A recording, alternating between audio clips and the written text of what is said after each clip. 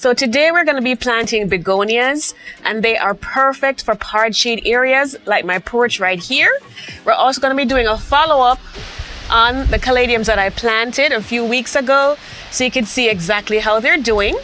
And if this is your first time here, my name is Marlene. Welcome to Marlene's How-Tos, my home and garden channel. So here are our begonias, guys, the star of the show.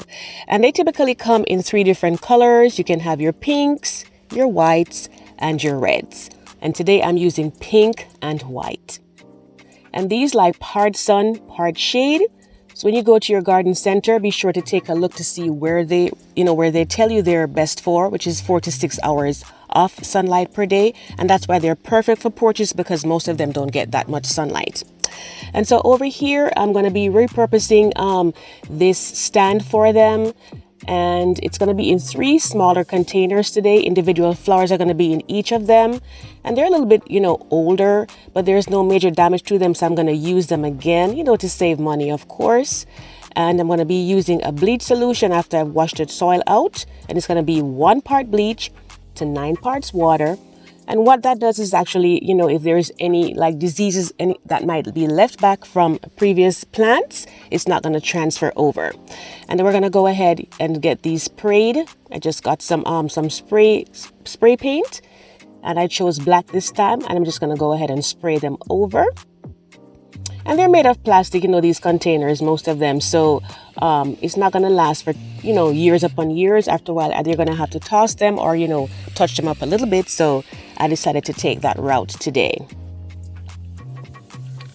And sometimes I use white, just depending on, what I'm feeling for that season, that particular time. But in this case, I'm using the black. And then I just let it dry overnight. And then it was ready for my begonia. And so these are actually 4-inch containers that they came in here, and they were for $1.98. Of course, it varies, year over year, season to season. These are a little bit damaged. You can always pick those off if you would like to.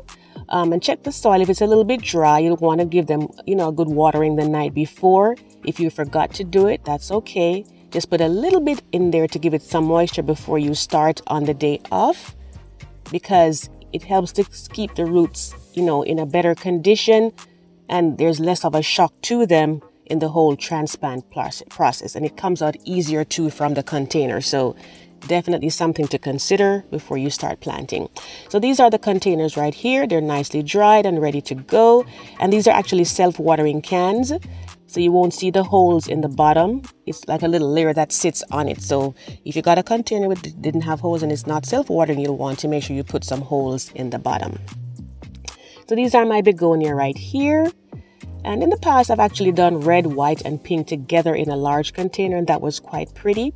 Over here, I have my garden soil. This one says for in-ground. It's a little bit heavier than the potting soil. And I typically mix compost and manure to make it a little bit lighter, and of course give it a lot more nutrition for the plants. And of course you do have the option to use your potting mix if you're doing this for, just a container, as opposed to putting them in flower beds. But all the steps pretty much will be the same, except for that if you're putting them in flower beds and not containers, as I'm doing today. And of course, always make sure that your water is ready, so that once you put them in, you just go ahead and give them that nice watering, so that way they're not going to be too much of a shock. And I'm going to use that to mix them together. 2 parts of the garden soil. I'm going to put it to 1 part of the compost manure mix. And you can also put a little bit in the potting mix too, when you're doing it, so that way it has that extra nourishment in there, because we want them to be as healthy and as happy as possible. And this is what the garden soil looks like. This is the texture right here. This one is a little bit drier than I typically remember them being, though, but we'll get that taken care of. No worries there. And this is what the compost looks like. It's a little bit lighter and fluffier. And some people make their own compost. I'm not there yet. I'm still using the ones, the store-bought ones. And over here I have my pine bark mulch. Of course, you can use black mulch. You can use cypress mulch, brown mulch. There's so many different choices out there. And this is my trowel right here, and I'll link it in the description box below, where you can get it on Amazon. It's so sturdy and it just works so very well. So I'm going to go ahead now and start mixing my, mixing the soil mixture together with the 2 parts garden soil to 1 part of the compost. And typically what I do is I'll, like mix them together in a container. If it's a smaller one that I'm going to be putting it in, but if you're doing it in a large container, you can just add it directly to it. You don't have to go through this step that I'm doing here. It's just easier to mix it out this way. And so what I'll do is I'm going to go ahead and, put it halfway in so I can work it in really well. And this is very relaxing, very stress relieving. And this is one of the fun things about gardening. And of course, I'm using my gloves because I don't want to get my nails dirty. But some people like playing in the dirt directly. If that's your thing, then I would say go for it. And just to say that this is actually a part of an open collaboration that's hosted by my channel, the Spring Porch Refresh 2 collaboration. And we're basically doing a follow-up to the previous one that we did. So we're going to check in, of course, with these lovely ladies here to see how their spring porch is doing. We have Penny, we have Deborah, we have Andrea, we have Mary, we have Prameela, and Classieandra. And I'll be linking their channels in the description box below. So please be sure to go and check them out once you're finished watching this video. So I'm going to go ahead and add it in. And if you like, you don't even have to use a trowel at this point. You can always you can use your hand, whatever works better for you, as long as it's not, too heavy and wet. Make a little well in the middle. And then we're going to go ahead and put our begonia. And make sure that you allow at least about an inch from the top. So that way we have a little space to put our mulch in later on. And it can be watered more easily as well too. If it's a little bit too high based on how you're measuring it, you can take a little bit off the bottom of what you have there so it levels out, because it's very important that you don't have the plant, the base of it. You don't want to have it sticking above the level of the soil. I should say the top of it sticking above the level of the soil. And then this step is really important, guys. You want to make sure that you're pressing in, because we don't want to have any air pockets in there. Reason being, one, when you water it, it's gonna settle out and then it's going to be uneven, and then you may have the top exposed once again. So you want to make sure you fill in all of those little spaces and just pack them in a little at a time.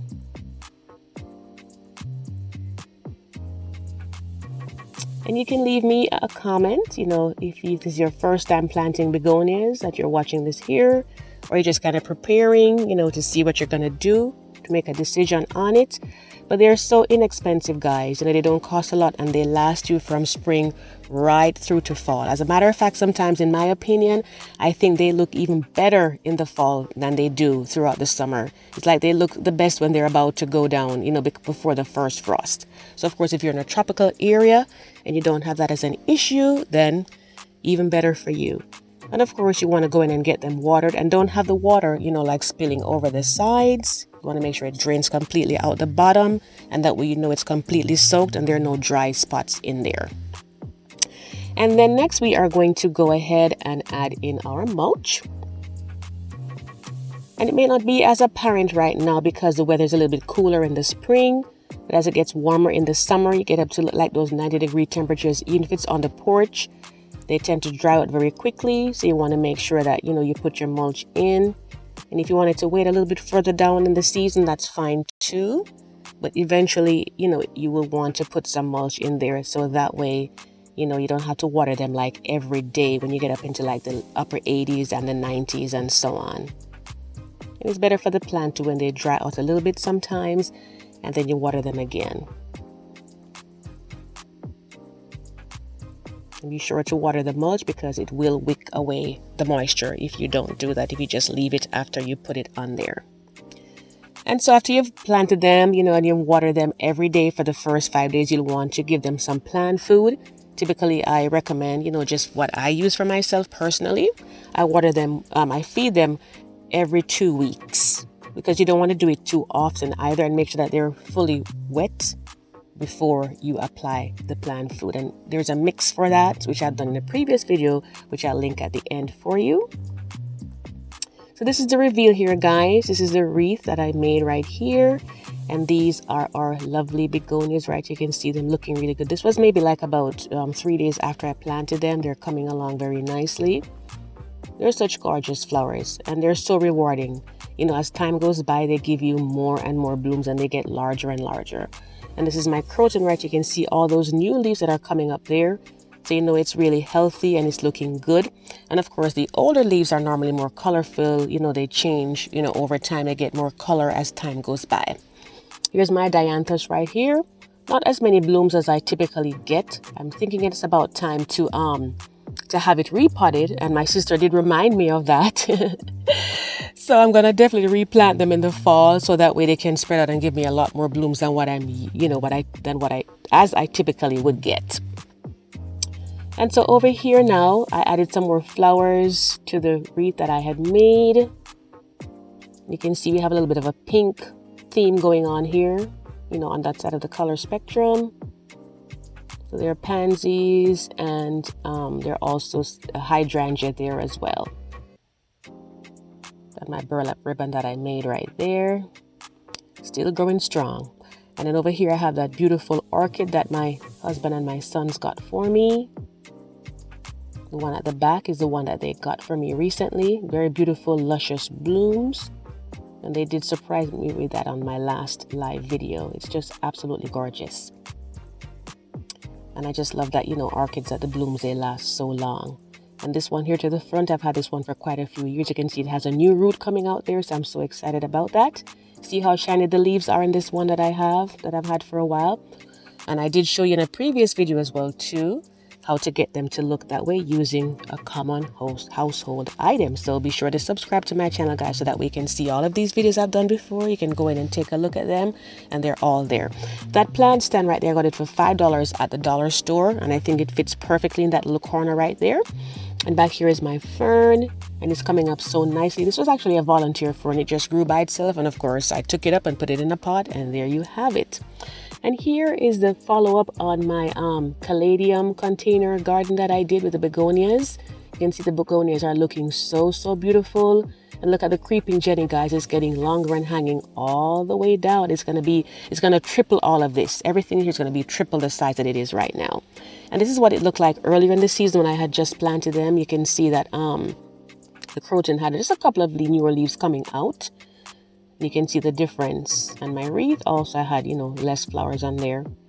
And I had the home stand on there. I took that down, you know, just to tweak a few things here and there. Dianthus has changed a little bit since it did back then. And the pansies, well, the weather's getting a little warm for them right now, so I'm putting them towards the back now, so you're not going to see them here. And guys, if you love gardening, if you love flowers, be sure to hit the subscribe button and tap on the notification bell twice, so that you never miss an upload. And like I said, you can always go back and look at older videos as well too, because I can only link a few at the end for you to follow up. So I'm so pleased with how this is looking right now. Little caladiums are coming up at the back very nicely, and they're going to be so big and beautiful in another couple of weeks. I will try to do a follow-up video for you as well to see how further they have gotten as we get further into this season. But they're just absolutely gorgeous. I just love them. So, you know, these are perfect solutions here for your porch. You know, if you have that hard shade area.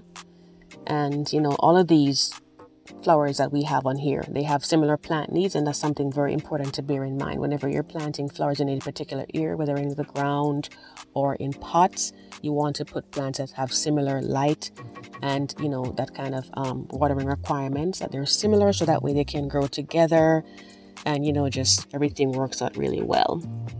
So here they are again, guys. They're hanging out here, my begonia. And just to show you a little bit of my roses in my flower bed right here, they're kind of like coming up very nicely right here. These are spray roses, and they are really white, but when they just start to come out, you can see that some of them look a little pink right there, and I just absolutely love it. I have a larger one behind. Those are some red ones, but those are fading out. And there's my little iris over in the corner, the purple ones right there. Those are kind of like at their peak right now, so I'm definitely enjoying those. And I have some Asiatic lilies coming up right here. When theirs are open, they're going to be so gorgeous. I'm probably going to do a future video about those as well. They're a little different than the typical Easter lilies. And over here, my dianthus, some of them are fading out because these are really cooler weather flowers. So, you know, they're kind of like midway to where they should be right now. And this is one of my smaller sun-loving container gardens that I had done. And that's my iris right there.